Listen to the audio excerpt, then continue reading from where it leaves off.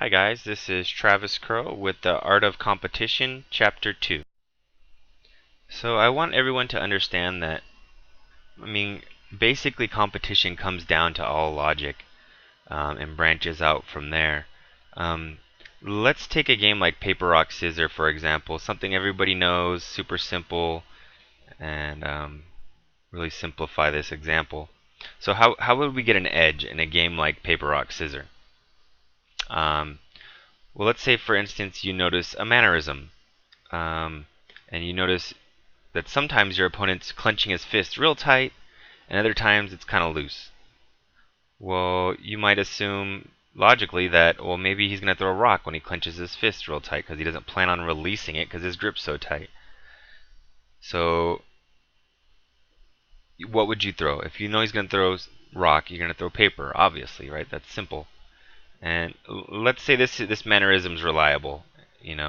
Over a large sample size, this mannerism is correct. So let's say you don't see this mannerism, and his fist is kind of loose. Well, then you might assume that he's going to throw paper or rock. I'm sorry, paper or scissors. And if you know he's going to throw paper or scissors, think it out logically and think, well, what should I throw? You've used process of elimination to eliminate rock, and you know you're up against paper or scissors. So if you know they're going paper or scissors, what should you throw? You should throw scissors. Because if you throw scissors, you'll either tie against scissors or you'll win against paper. If you throw a rock, you will either win against scissors or lose to paper, 50-50. If you throw paper, you'll either tie against paper or lose against scissors. So it's all logic, guys. Game mechanics is simply how a game works. For example, Mario Kart. You think you're in first, and then all of a sudden, dink, blue turtle, and now you're pissed. You're like, I was in first, what the hell? And really, this is a mechanic design of the game, and it's actually known as rubber banding, and it's a characteristic of the game to keep the matches close. Um, but don't get mad at the game. Accept the game for what it is, or don't play it. Don't get frustrated with the game. Work within the confines of the game to create a favorable strategy. If you're focusing, if you're getting mad and frustrated at the mechanics of the game, it's actually just distracting you from strategizing. Defining skill. So the way I define skills is hand-eye coordination, the ability to practice well, and leveling, outwitting your opponent. I'm defining it as taking inherent physical advantages out of the equation. So if we're talking games of pure skill and almost, no athleticism required, we're talking things like darts, putting. These type of things are great ways to measure someone's skill. Free throws, for example, take out the athleticism out of the equation and you're left with just pure skill. It's a pure skill game. And when I talk about being able to practice well, I mean if you're spending an hour a day practicing your free throws and you're practicing them the wrong way, you're doing a disservice to yourself. So it's a large skill to be able to practice well. That's how you become even more skilled. If you're looking for ways to improve on your practicing skills, take on a coach, and if you want to make sure this is a reputable coach, well, usually you can tell just if it's a if it's a competent coach. Um, but if you're unsure, you look at sample size. Has his techniques the techniques he's teaching you, are they proven over a large sample size, or is it like a new thing that he's trying to teach you? Is he teaching you the old way? You know, maybe sometimes the new way is better. If the new way's been proven over a large sample size, you probably want to do it the new way. Um, and there's only so many hours in a day, so perfect practice and knowing what to practice will result in the most improvement in your overall game. You know, if you're a center in basketball, you really shouldn't be practicing many three-pointers, you know, as a blanket statement that you really shouldn't be doing that as, you know, unless it fits into your offense somehow or something. But practice relevant skill sets. And then last but not least, another skill set that, you know, just completely takes the physicality involved uh, out of this is being able to think at a high level, being intelligent, and being more intelligent than your competition. You know, being able to be one thought level ahead of him. So like the whole I know that he knows that I know, but he doesn't know that I know that he knows that I know. Like it goes on forever. So if you can get good at that and knowing what level a guy's on, um, you can really own somebody. You know, for the longest time, people have asked why big men in the NBA can't shoot free throws. And I've heard everything from, oh, they're so tall and so big that the angle is awkward. And I've heard things like, well, their arms are they're too strong and stuff like that. Oh, because of their size, they lack finesse and stuff like that. And it's just wrong. In my opinion, it's wrong. I am the voice of reason. Hear me roar. If you like, just take this picture for example. I mean, look at Shaq's technique. The elbow's out. The ball's not on the fingertips, you know, and Lord only knows about the fluidity of his shot. So, the mechanics are just wrong. He's probably not practicing correctly, which is a skill, as we've defined earlier. Um, You know, it's none of those things. The reason he's a poor free throw shooter, the reason he's a poor free throw shooter is because he's not skilled.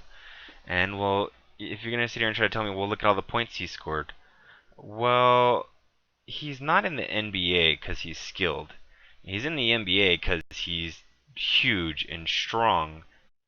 And if you're gonna tell me, well, there's a lot of huge and strong people in the NBA.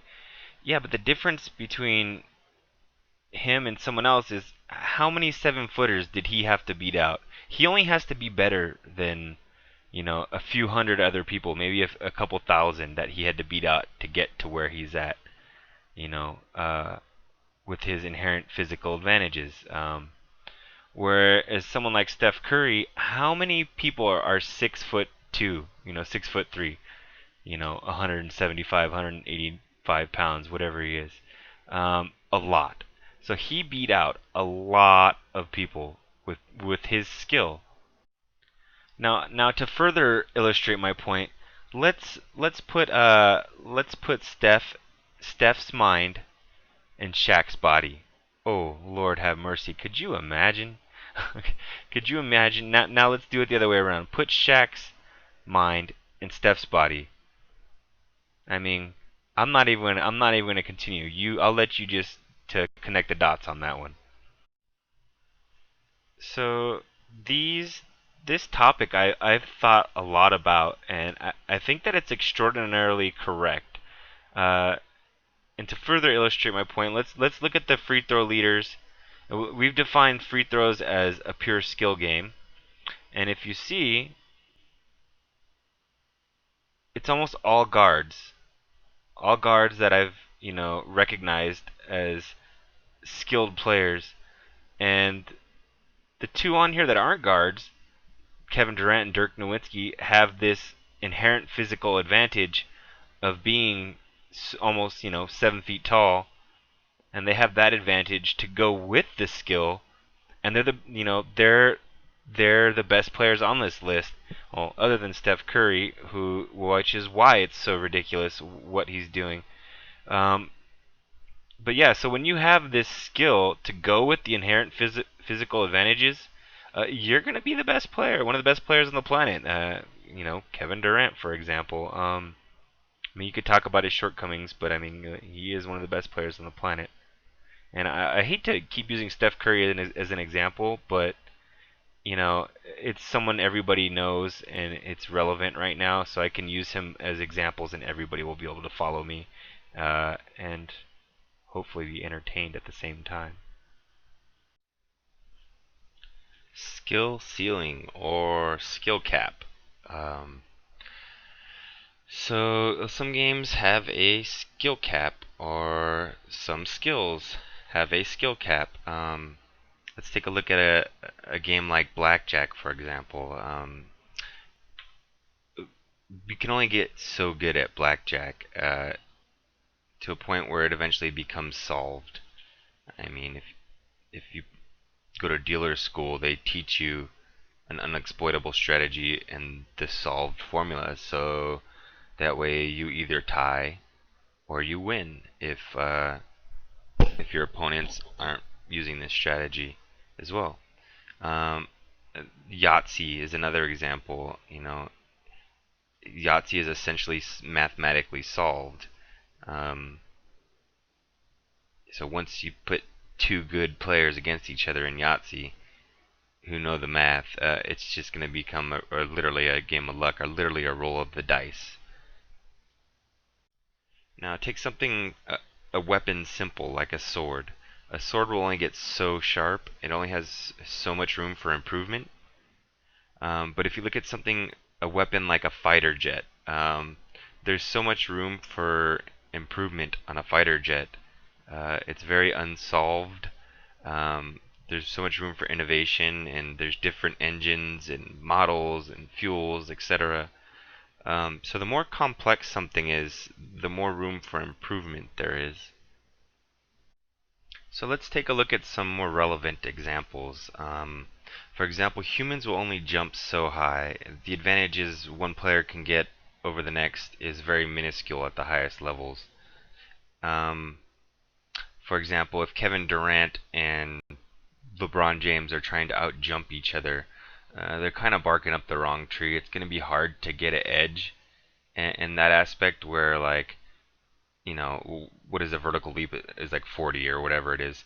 If LeBron James can now, if he works so hard that he can now jump 41 inches vertical leap, and Kevin Durant can only jump 40, it's still not going to give him much of an edge. And he's spent so much time practicing on something that's not going to give him much of an edge. I mean, even free throw shooting, a lot of coaches like to have their players practice free throws, and I agree with that. If there's lots of room for improvement, then yes. But if you're already shooting 90%, you're nearly 100%, so you've almost got it solved. So there's not going to be much room for improvement there. So I would just continue to keep that skill sharp and work on other things a little more often. I mean, let's say you're at practice and you're like, okay, what am I going to practice today? Am I going to practice my defense? Am I going to practice my free throw shooting? Am I going to practice shooting the three, etc.? And you should, out of those three options, you should probably weight your practices. You know, this is just an arbitrary number, but something like 75% three-point shooting and 25% free throw and defense. This is, of course, assuming that this is that you're not a center, that this is a relevant skill set for your offense. If you look at something like the numbers for three-point shooting, it seems to be solved by certain players, and but most of the league caught has not caught up to the curve yet. Where if you look at something like free throw shooting, it's been the same. It's been the same average for the last 70 years. If you look at the league averages percentages of free throw shooting, it has not gone up in 70 years. It's like pretty much been the same. But if you look at the three-point shot, it's gone up since 1979, since it's was born, so to speak. It's gone up 10%. So if you're behind that curve, you should that's what you should be working on to get caught up. So I guess the lesson to be learned here is to study valuable skill sets, study relevant skill sets, um, think critically about skills that will result in the biggest growth in your game, and these things will result in improvement at a faster rate than your peers, and to a higher degree than your peers. But that's up to you. That depends on your level of focus and your character, frankly. I mean, our skill we can increase dramatically, whereas our physical skill set only slightly. So I'd like to examine how one skill set can be more valuable than another. Um, in my opinion, offense is a more valuable skill set to have. I mean, if I have the choice between an elite offensive player and an elite defensive player, I'm gonna go with the elite offensive player. Um, the skill gap in defense is small. Most teams are somewhat equal in defensively, um, as it is not that complex to play defense, and most players learn it pretty easily, and it's hard to make fundamental errors. Um, but the skill gap from one team to another offensively is huge, especially at the lower limits.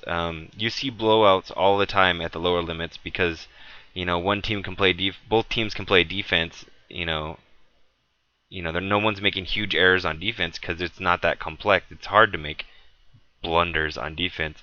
But one team on offense constantly gets called for travels and double dribbles and stuff like that, and you'll see blowouts because of that. And I mean, even in college ball, you'll see, both teams are playing sound defense. Like no one's making huge blunders on defense, but it's a blowout because one team is just scoring like crazy, and the other team is struggling to score. And I don't believe they're struggling to score because of good defense. I think they're struggling to score because of unpolished offense, and failure to grasp the technicalities and complexities of offense. And when I coach basketball, I like to weight my practices, you know, around, this again are an arbitrary number, but 80% offense, and 20% defense, and I think I'll see greater improvement than if I were to do 50-50. Um, Offense is more complex. It takes greater skill and finesse than defense. Um, how hard is it to move your feet and stay in front of your opponent on defense, and as opposed to the complex mechanics of shooting the basketball and a complicated offense and footwork, etc. It's like in boxing. How much skill does it take to run from your opponent in boxing? You know, how much skill does it take to fold a hand in poker? Those would be, considered defense. Bluffing in poker, which might be considered offense, is much more complex. You must time it right. You must read your opponent accurately. You must represent a certain subset of hands, and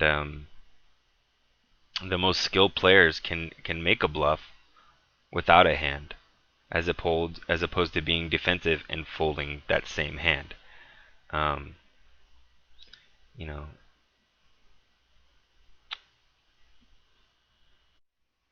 so not only does offense have a higher skill cap, and, and therefore making it a more unique and valuable asset, but especially in games where offense is more than half of the game. Like we said before, a defensive player could play perfect defense and still get scored on. Um, like I said, it acts as a multiplier. So we talked about why some of those high school games you'll see blowouts because one team is more adept at the complex fundamentals of an offense, and you know it has such a high skill cap in the offense that they've been able to gain a great edge over their opponent. And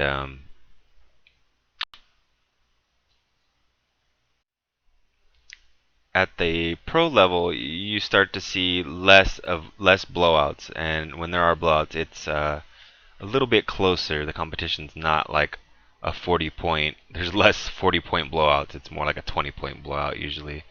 Um, so if you look at the graph, the red circles represent players, the player pool, if you will.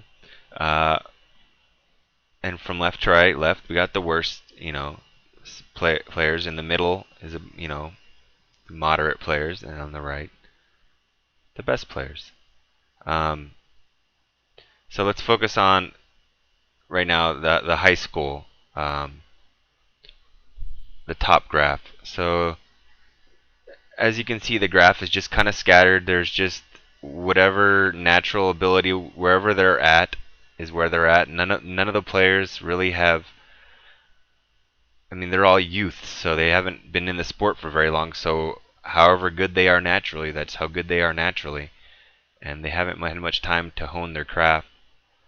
And then as you get to the pro level, they've had coaches teach them proven techniques and whatnot, and you start to see the skill gap begin to close, and everybody's more closer in skill.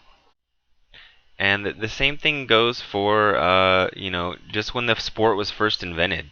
Um, the top graph again represents when the sport was first invented, and no one had anybody to learn from.